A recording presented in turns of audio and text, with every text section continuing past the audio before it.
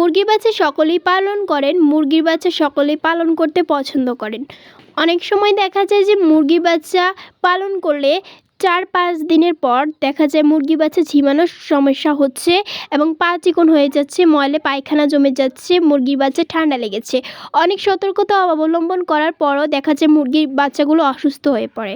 সেই পর্যায়ে আপনারা কী করবেন, 5 থেকে 6 দিন বয়সে যখন মুরগির বাচ্চা এইসব সমস্যার সম্মুখীন হবে বা আপনারা যখন এইসব সমস্যার সম্মুখীন হবেন তখন আপনারা কী করবেন আর কি ওষুধ প্রয়োগ করতে হবে আর কি প্রাকৃতিক চিকিৎসা দেব।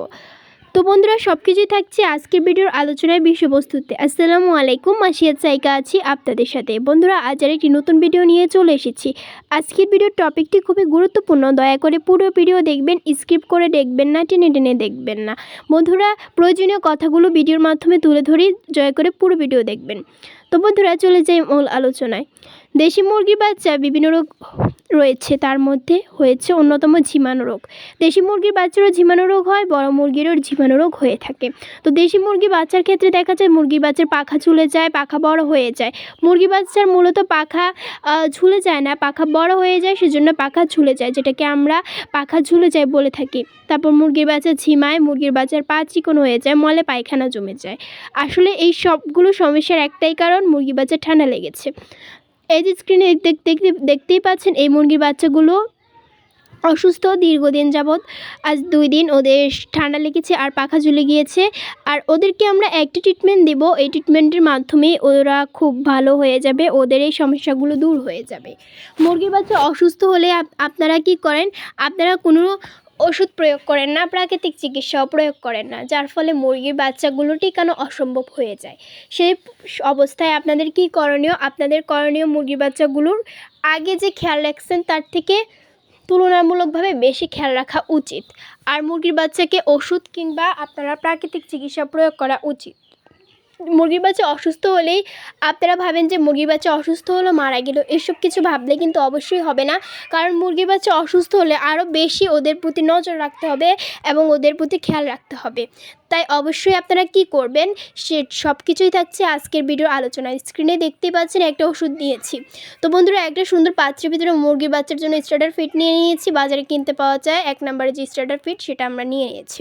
নেওয়ার পরে এই যে দেখতে পাচ্ছেন এই মাইক্রো নেল ব্যাট, আপনারা তো অনেক নাম শুনেছেন, লাইসোবিট শুনেছেন, মাইক্রোনিট শুনেছেন, ডক্সিবিট শুনেছেন। এটা হচ্ছে আরেকটা ওষুধ, এটা হচ্ছে মাইক্রো নেল ব্যাট। এটা মূলত মুরগির বাচ্চার জন্য, আপনারা চাইলে বড় মুরগিকেও দিতে পারেন, তবে এটা পাউডার জাতীয়।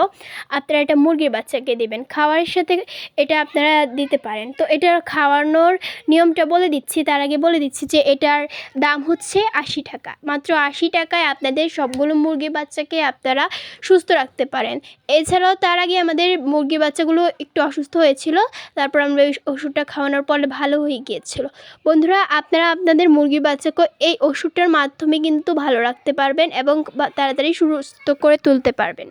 আপনারা চাইলে এটা পানির সাথে দিতে পারেন, যেহেতু মুরগির বাচ্চাগুলো এমনিতেই ঠান্ডা লেগে গিয়েছে, তার মধ্যে আমি এখন আবার পানি দেবো না, যেহেতু শীতকাল সবসময় পরে, দুপুরবেলাও শীত থাকে, সেজন্য আমি ওদেরকে এখন পানি দিচ্ছি না, সেজন্য খাবারের সাথে আমি মিশিয়ে দিচ্ছি। আপনারা 2 পদ্ধতিতে মুরগির বাচ্চাকে দিতে পারেন, একটি হচ্ছে খাবারের সাথে, 2 হচ্ছে পানির সাথে। পানির সাথে দেওয়া উত্তম, তবে এখন দিচ্ছি না, কারণ এখন হচ্ছে শীতকাল, পানি অতটা না দেওয়াই ভালো, যেহেতু ওদের ঠান্ডা লেগেছে, ওদের ঝিমিয়ে যাচ্ছে এবং পা চিকন হয়ে গিয়েছে, সেজন্যে ওদের ঠান্ডাজনিত সমস্যা, সেজন্য ওদেরকে আমি পানির সাথে দিচ্ছি না, খাওয়ারের সাথে মিশিয়ে দিচ্ছি। খাওয়ারটা কিন্তু অত ভিজে করে দিই নেই, ও একটু ঝুরঝুরে রেখেছি, পানির পরিমাণটা একটু কম দিয়েছি, ভালো করে গুলে তারপর আমি পরিমাণ মতো, আমার মুরগির বাচ্চা পরিমাণ মতো আমি আমার মুরগির জন্য এইভাবে নিয়েছি। মা মুরগিটা খেলে কোনো অসুবিধা নেই, যেহেতু বাচ্চাগুলোকে খাওয়াবে, সেজন্য কোনো অসুবিধা নেই। এখন প্রশ্ন হচ্ছে, আপনারা এই ওষুধটা কয় বেলা দেবেন? বন্ধুরা, আপনারা এই ওষুধটা 2 বেলা দেওয়ার চেষ্টা করবেন, 2 বেলা দেওয়াই সবচেয়ে ভালো। ওষুধের ভিতরে অত বেশি পাউডার দেওয়া থাকে না, মুরগির বাচ্চার পরিমাণ যদি আপনার বেশি থাকে তাহলে আপনারা একসাথে 2টা কিনে আনতে পারেন। তবে মুরগির বাচ্চা যখন সুস্থ হয়ে যাবে তখন আর দেওয়ার প্রয়োজন নেই। মুরগির বাচ্চা অসুস্থ যখন হবে তখনই দিবেন, তখন নাক থেকে দেওয়ার চেষ্টা করবেন। তো বন্ধুরা, যেহেতু আমাদের মুরগির বাচ্চার বয়সগুলো মাত্র 6 দিন, তাই ওদেরকে আমরা প্রাকৃতিক কোনো চিকিৎসা করতে পারি না। যেহেতু মুরগির বাচ্চার বয়স যখন 10 থেকে 12 দিন হয় তখন আমরা প্রাকৃতিক চিকিৎসা করি, তার আগে আমরা প্রাকৃতিক চিকিৎসাগুলো করি না। আর সেজন্যই হয়তো প্রাকৃতিক চিকিৎসাগুলো অবলম্বন করিনি। 10 থেকে 12 দিন পরে 10 থেকে 12 দিন পরে আমরা প্রাকৃতিক চিকিৎসাগুলো প্রয়োগ করি। তখন প্রয়োগ করলে ইনশাআল্লাহ ওরা ভালো হয়ে যাবে। তবে এই একটা ওষুধেই কিন্তু মুরগির বাচ্চা সবগুলো ভালো হয়ে যাবে। এই যে স্ক্রিনে দেখতে পাচ্ছেন মুরগির বাচ্চার পাখা চলে গেছে, ঝিমাচ্ছে, তারপর পা চিকন হয়ে গেছে এবং মুরগির বাচ্চাগুলো একদম ওয়েট কমে গিয়েছে। এই সবগুলো সমস্যার সমাধান এই একটা ওষুধের মাধ্যমেই হবে। তবে মুরগির বাচ্চা অসুস্থ হলে আপনারা কি করেন? ওদের দেখাশোনা বাদ দিয়ে দেন, মুরগির বাচ্চাগুলোকে যত্ন করেন না। অবশ্যই বেশি যত্ন করতে হবে। মুরগির বাচ্চা যখন অসুস্থ হয় তখন আপনাদের যত্নটার পরিমাণ আরও বাড়িয়ে দিতে হবে। অনেক সময় দেখা যায় অনেক যত্ন করে রাখার পরও মুরগির বাচ্চাগুলো ঠান্ডা লেগে যায়। যেমন আমরা ওদেরকে খুবই যত্ন করেছি, তারপর ওদের ঠান্ডা লেগে গিয়েছে, তবে এটা আমরা আশা করিনি। তারপরও যেটা হয়ে গিয়েছে, তবে এর থেকে ভালো করে ওদেরকে যত্ন নিতে হবে। তখন দেখবেন আপনার মুরগির বাচ্চাগুলো ভালো হয়ে যাবে, সুস্থ হয়ে যাবে। মুরগির বাচ্চা ফোটার পর আমরা ওদেরকে খুব সুন্দরভাবে পালন করেছিলাম, হঠাৎ করে এরকম হয়ে গিয়েছে। অনেক সময় দেখা যায় আমাদের কোনো রকমের ভুল ত্রুটি ছিল না, হঠাৎ করে অসুস্থ হয়ে গিয়েছে। হঠাৎ করে মনে হয় শীতের আমেজ আসায় ওরা অসুস্থ হয়ে গিয়েছে। সমস্যা নেই, এর একটা ওষুধের মাধ্যমে ওরা ভালো হয়ে যাবে, ওরা সুস্থ হয়ে যাবে। অনেক সময় বন্ধুরা দেখা যায় আপনাদের মুরগির বাচ্চাগুলো অসুস্থ হয়ে যায় কী কারণে? যখন দেখবেন হঠাৎ করে দেখা যায় ব্রুডিং ব্যবস্থাপনা ভালো হয় না, খাওয়ার ম্যানেজমেন্ট ভালো হয় না, সেক্ষেত্রে দেখা যায় এই অসুবিধাগুলো বেশি হতে পারে। যারা চিন্তা করেন যে ঝিমানোর সমস্যাটা কী করে দূর করব, অনেক ধরনের ভেটেরিনারি দোকানে গিয়ে জিজ্ঞেস করেন, ওষুধ ঠিকমতো পান না, যার ফলে বিভিন্ন ধরনের সার্টিফিকেট দেখা দেয়, মুরগি বাচ্চাগুলো মারা যায়, ওষুধগুলো খেতে চায় না, খাবার খেতে চায় না।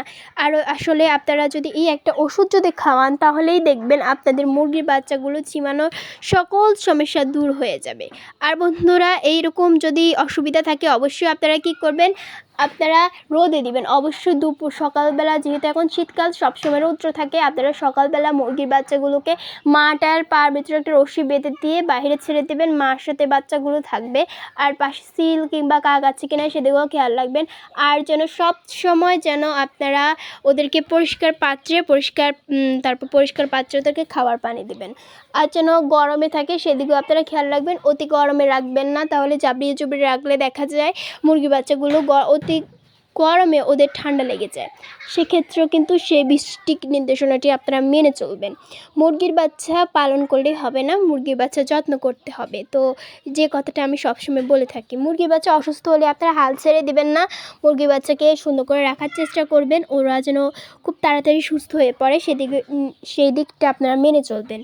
তো বন্ধুরা, যারা এই পর্যন্ত মনোযোগ সহকারে আমাদের ভিডিওটি দেখেছেন তারা বুঝতে পেরেছেন আজকের ভিডিওটি খুবই গুরুত্বপূর্ণ ছিল। বন্ধুরা, যারা আমাদের চ্যানেলে এখনও নতুন, অবশ্যই চ্যানেলটি সাবস্ক্রাইব করে দেবেন। ভালো লাগলে লাইক, কমেন্ট।